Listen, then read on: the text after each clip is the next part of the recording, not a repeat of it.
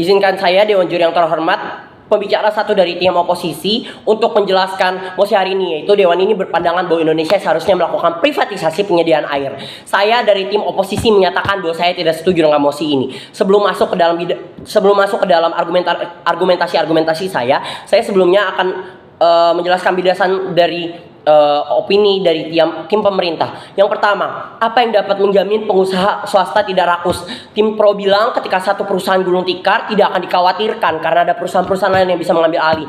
Nyatanya, ketersediaan air bersih yang dikelola oleh swasta tidak menutup kemungkinan akan muncul masalah baru seperti saling menjatuhkan antara perusahaan-perusahaan air.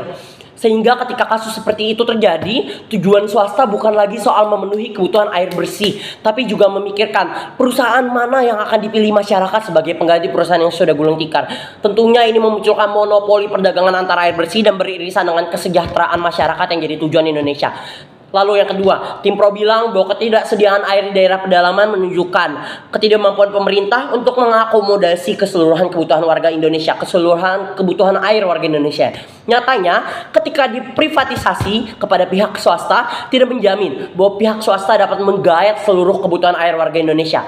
Ada kemungkinan terjadi kasus-kasus seperti pihak swasta di daerah terpencil gulung tikar karena usahanya tidak menguntungkan bagi mereka-mereka di daerah-daerah terpencil karena tidak mampu untuk membiayai air bersih dari pihak swasta. Bukankah hal ini berarti membuktikan bahwa pihak swasta tidak mampu menggayat seluruh kebutuhan air warga Indonesia?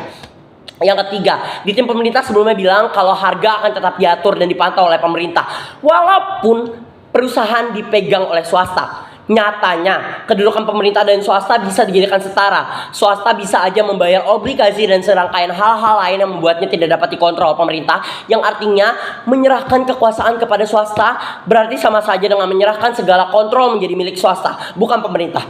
Ketika investor terbesar bukan lagi pemerintah, tidak menutup kemungkinan regulasi pemerintah akan diabaikan oleh swasta. Oke, dalam jangka waktu setahun, 2 tahun, mungkin dari pihak swasta masih tetap bisa nurut. Namun apakah kedepannya dapat tetap dijamin seperti itu dengan pengeluaran dana yang semakin membengkak agar kualitas tetap terjamin dari perusahaan swasta? Kembali lagi, kita semua setuju bahwa tujuan negara adalah untuk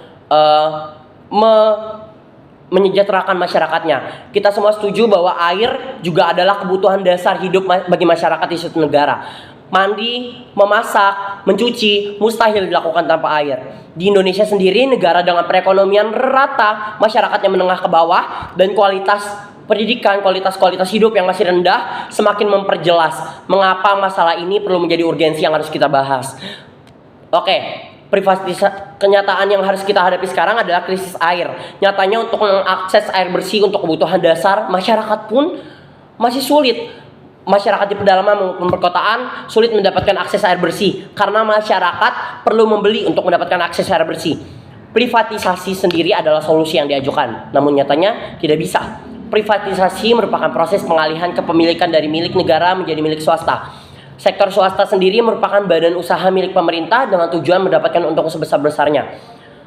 Alias, ada kemungkinan bahwa harganya akan dipatok tinggi. Tentunya ini bukan masalah untuk masyarakat di kelas atas. Mereka kan tidak akan takut kehilangan air, bahkan ketika harganya naik sekalipun. Mereka punya ekonomi yang lebih mumpuni daripada masyarakat menengah ke bawah. Namun bukankah masyarakat menengah ke bawah akan terdampak lebih besar dalam kehidupannya. Oleh karena itu, saya pembicara satu dari tim oposisi akan menolak mosi hari ini. Alasan mengapa saya menolak mosi ini, yang pertama, di awal negara bertujuan untuk menyejahterakan rakyat seperti yang sudah saya bilang sebelumnya. Harga yang dipatok negara serendah-rendahnya untuk air bersih saja sudah terhitung semakin mahal sekarang. Dengan dikelola swasta, pihak swasta akan mengkapitalisasi harga air bersih demi untung setinggi-tingginya. Belum lagi faktor inflasi yang akan semakin menaikkan harga air bersih. Dengan privatisasi, tim pro seakan menambah kesulitan akses air bersih, bukan lagi karena daerahnya sulit untuk dijangkau oleh pemerintah, tapi juga harganya yang semakin tidak terjangkau. Kalau dipegang pemerintah, walaupun harganya semakin mahal, pemerintah bisa melakukan subsidi, seperti contohnya Pertamina yang mensubsidi bensin yang terjangkau dengan kualitas baik bagi rakyat menengah ke bawah, yaitu Pertalite. Lalu yang kedua, nyatanya pemerintah punya beban moral yang lebih. Seperti yang telah saya sebutkan sebelumnya, pemerintah punya tujuan untuk mensejahterakan masyarakatnya. Dengan begitu, ketika airnya mahal dan tidak berkualitas, maka rakyat dapat langsung menyuarakan suaranya melalui demo. Rakyat punya hak. Karena masyarakat tahu dalam prosesnya uang yang digunakan adalah uang milik mereka, pajak yang digunakan adalah pajak milik mereka. Namun ketika air bersih ini dilakukan privatisasi, air bersih jadi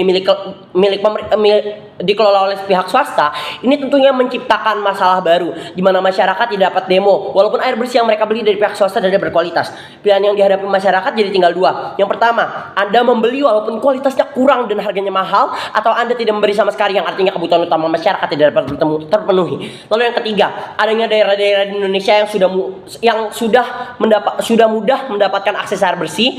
Nyatanya dengan perusahaan air dikontrol swasta, tidak menutup kemungkinan kalau daerah-daerah yang sudah mudah untuk mendapatkan air bersih ini akan dieksploitasi oleh pihak swasta. Bukankah dengan demikian fokusnya bukan lagi memenuhi kebutuhan air bersih masyarakat, tapi menjadi mendapat sumber air bersih gratis atau lebih murah dari daerah dengan akses mudah untuk dijual oleh pihak swasta di daerah dengan akses air sulit dengan harga yang lebih mahal. Jikalau tim pemerintah bilang kalau perdebatan ini patutnya dibenarkan oleh pihak mana yang dapat menjelaskan pemenuhan kepentingan WNI yang lebih baik, maka sudah sepatutnya tim oposisi menang. Kami dari pihak oposisi memiliki solusi yang lebih baik. Bukankah negara bisa mengevaluasi hasil air bersih dan kembali mengelola dana pajak dan APBN lebih maksimal agar hasil air bersih dengan harga terjangkau dapat tercapai?